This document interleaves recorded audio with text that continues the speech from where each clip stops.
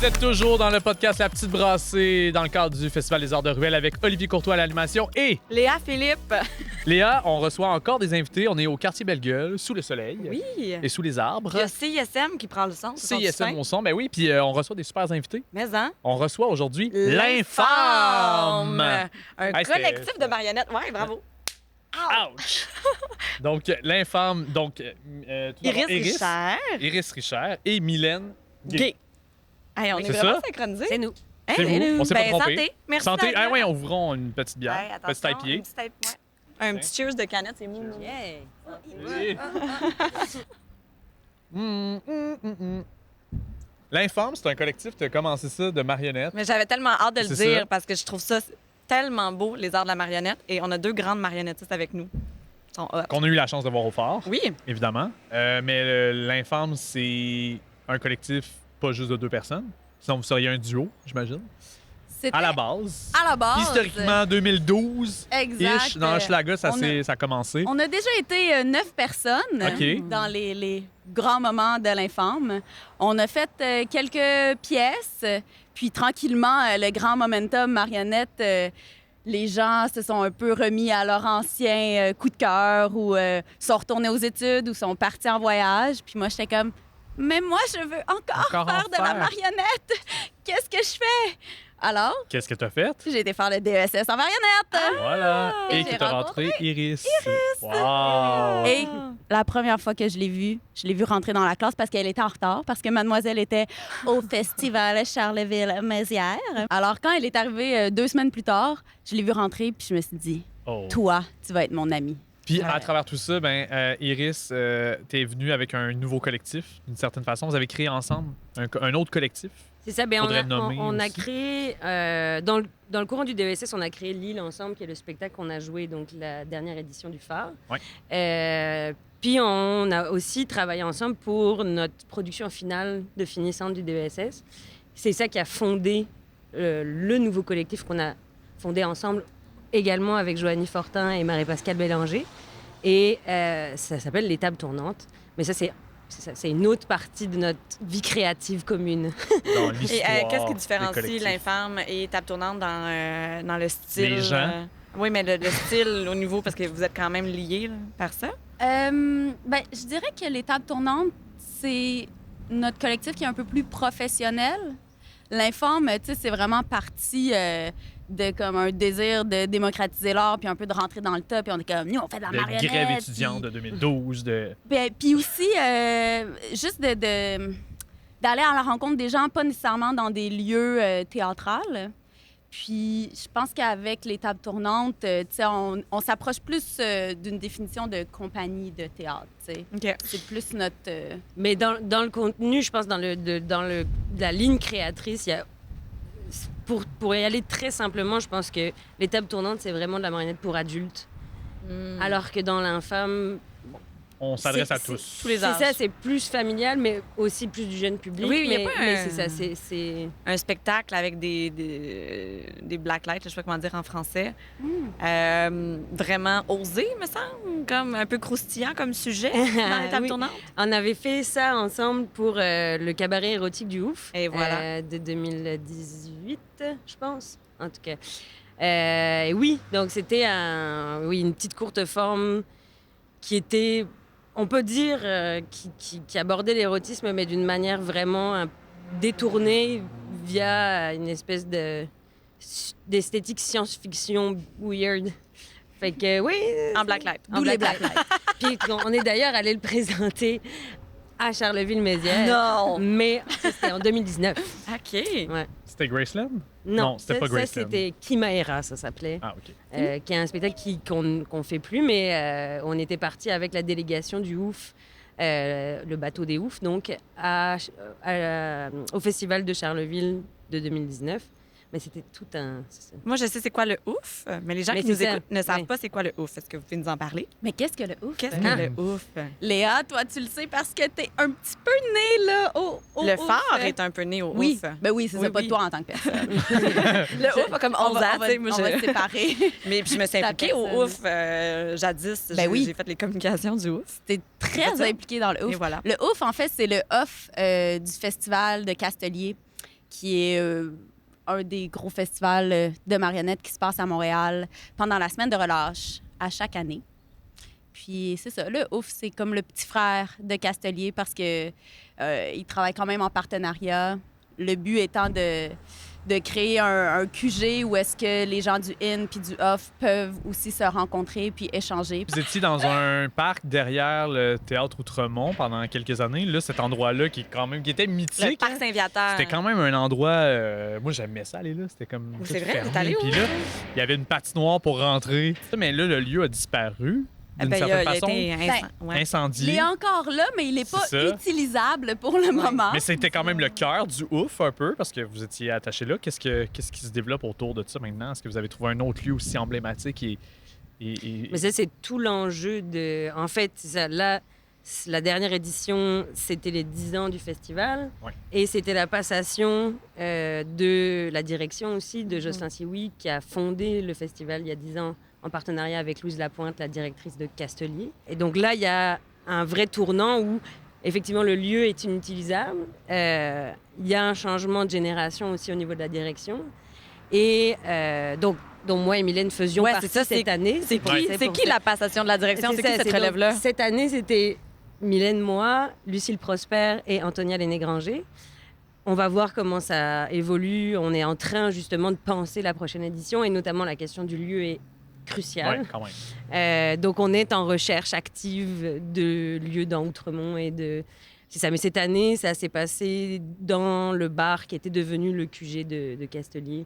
Et il y a eu une soirée aussi au Théâtre aux Écuries, qui est un de nos partenaires aussi récurrents du festival. Mais voilà, donc Tout est en- éventuellement, on souhaite se réenraciner quelque part Ben oui. quand on aura trouvé la place qui peut correspondre. Puis c'est un bel endroit pour faire plein de belles découvertes, Ouais. de courtes formes, un peu dans l'esprit du fort. Là, ça apparaissait de Ben- partout, il y avait un party à travers ça, il y avait. En fait, l'idée du phare communauté. est née au Ouf parce que je faisais du bénévolat. Puis je me suis dit, c'est donc bien cool. J'aimerais ça faire du clown à cet endroit-là. C'est chaleureux, c'est communautaire. Il y a une espèce de rencontre directe entre les artistes et le public. Puis là, on m'a dit, ouais, mais tu peux pas faire du clown, c'est un festival de marionnettes. Là, j'ai fait de la marionnette l'année suivante, mais je suis pas marionnettiste. Et j'ai comme, OK, je vais faire du théâtre d'objets, je vais essayer, tu sais. Je l'ai essayé parce que le Ouf est très inclusif. Mais ça me prenait un endroit où toutes les disciplines se rencontraient, mais selon cette chaleur humaine-là puis cette collectivité-là qui est tellement mise de l'avant au Ouf, qui est tellement précieuse. C'est inclusif, puis on est toujours à la recherche de gens qui ont envie de réaliser leurs idées folles. À la maison, si tu as envie de réaliser tes idées folles en marionnette, implique-toi au Ouf. Contacte Mylène et Iris ou Lucille et Antonia. Revenons à 2022 parce que vous avez présenté un spectacle au phare. Hein, on était surtout là pour en parler. Ben, on parle de leur spectacle. vie de marionnettiste. Ben oui, mais c'est correct. C'est mais ça. moi, je veux parler du spectacle. Oui, Moi, j'ai vraiment... il était C'est un des bon! moments forts C'est- du phare, OK? C'était tellement bon. J'étais assis à terre, je pleurais. C'était ça beau. Mais cette marionnette-là est magnifique. Parlons-en. On se retrouve sur une île Oui. avec un chercheur de trésors, un Bobby. mangeur. Mangeur de trésors? Chercheur et mangeur. Ouais, mangeur de trésors. C'est ça qui le dit. Il s'appelle Bobby. Bobby. ouais. Bobby. Bobby qui cherche des trésors. Qu'une pince de crabe, me semble. Ouais. Mi-homme, mi-homard. Ah, de moi. C'est Mylène qui a créé cette marionnette-là, en fait. Mais en fait, c'est drôle parce que Lille est venue justement de la compagnie Les Filles du Laitier qui nous ont approchés, nous ont dit « Ah, on aimerait ça avoir une autre courte forme pour un événement familial à Rosemont. L'Informe, avez-vous quelque chose à proposer? » Puis à ce moment-là, la seule courte forme qui était active, c'était une courte forme qui avait beaucoup de théâtre d'ombre. Donc, ça se joue un peu mal à l'extérieur le jour, mais c'était une belle opportunité. Fait qu'on s'est dit, ah, ben on crée quelque chose spécifiquement pour ce moment-là. Donc, moi, j'avais Bobby qui était des chefs fabriqués. Iris avait la mouette et le géant. Puis là, on a mis ça ensemble, on a shaké, puis hop, l'île est apparue. Ça a donné un excellent spectacle. Vraiment. Il dure normalement combien de temps? 25? Non. Pour l'instant, c'est en 12 minutes. OK, C'est vraiment court, mais c'est pour ça que c'est une merveilleuse opportunité d'avoir gagné un prix au phare et de pouvoir partir. Ben oui. Résidence de En création résidence, à la Maison de la Culture Anjou. Oui, une semaine. Ça va être la dernière semaine d'août. Et ça fait des années qu'on se dit, ah, on veut continuer l'île. On veut faire une forme plutôt de justement 25 minutes, un peu plus étoffée. On a déjà les marionnettes, il y a tout, mais on n'a jamais eu le temps de le faire. Et là, c'est parfait. Du coup, On va pouvoir Vous avez avoir la une semaine version... pour vous asseoir. Ouais. Dans de un voir qu'est-ce lieu que- ouais. aussi, tu sais, de pouvoir s'installer, d'avoir le temps pour les artistes, Mhm. c'est très important. Puis c'est pour ça que les résidences de création, on en cherche. précieux. Merci aux partenaires. C'est Oui. précieux. C'est Mhm. vraiment... Oui, vraiment. Dans l'île, il n'y a pas de happy end. Ça finit mal, d'une certaine façon. Mais là, faut pas dire le Non, mais je vais pas dire le punch. Mais là, on a parlé de Bobby. Bobby, Mais il toi, cherche t'as le pleuré, trésor. là. Ben oui, c'était touchant, c'était beau, c'était envoûtant. C'était dans une ruelle avec des enfants autour de toi. Tu vois ça, tu assistes à ça, tu deviens un enfant. Mhm. Tu sais, ça reste quand même tout petit. On n'est pas dans la marionnette éclatée, grand format. On est vraiment quand même dans du micro. Puis Mhm. il y a quelque chose d'une histoire super touchante parce qu'on peut avoir toute la technique qu'on veut, mais si l'histoire ne nous touche pas, Mhm. ça devient juste de la technique, tu sais. Ben, c'est ça qui est la magie de la marionnette, là, justement parce que tu peux faire des changements d'échelle et ça, c'est présent dans l'île. Justement, il y a une version miniature des personnages et une version plus grande. Et donc, tu peux voyager et puis faire vivre des choses extraordinaires à des personnages avec des tout petits moyens qui sont... c'est ça. Oui, ça nous a pas coûté très cher la production de ces Mais spectacles. ça vous a sans doute pris beaucoup Mais- de temps. Ça nous a pris du temps, mais on est quand même. Je pense qu'on se complète bien dans nos savoir-faire, dans nos forces, puis aussi avec Samuel Carrier, qui est le conjoint de Mylène, qui est musicien, qui nous accompagne à l'accordéon. Puis donc ça a été aussi un super soutien. Tellement. Voilà, Parce qu'il y a des plus, donc, chansons, là. il y a une chanson. Ah, c'est bon. C'est le cœur du spectacle, la chanson. Est-ce qu'on en peut avoir un fait. extrait? Êtes-vous game? Une sorte de musical. Ça va être notre répétition parce qu'on joue l'île demain, C'est justement. vrai? Ah, ben là, Ben là, ça me prend une chanson, répétition. chanson. OK. OK? Faut sortir nos voix. Les Imaginez voix de Bob. Bobby et la mouette. Qui est la mouette, qui est Bobby, là, pour... Alors, J'ai la Mylène et petite la mouette. mouette. puis La mouette un peu Iris et Bobby. fatigante. OK, super. La mouette un peu fatigante. Oui, c'est ça. Alors, on imagine l'accordéon Donc, avec ça vous. commence comment? On fait le refrain? Ouais, c'est ça. Connaissez-vous la légende du grand mangeur de trésors? Connaissez-vous la légende du grand mangeur de trésors? Sa mère était un homard, il ne se nourrit que d'or. Vous pouvez Sa répondre, hein? mère était un homard, il ne se nourrit que d'or. Tous les pirates du globe veulent attraper cet être ignoble. Allons les gars, gay, gay. Allons les gars, gaiement. Allons les gars, gay, gay. Allons les gars, gaiement.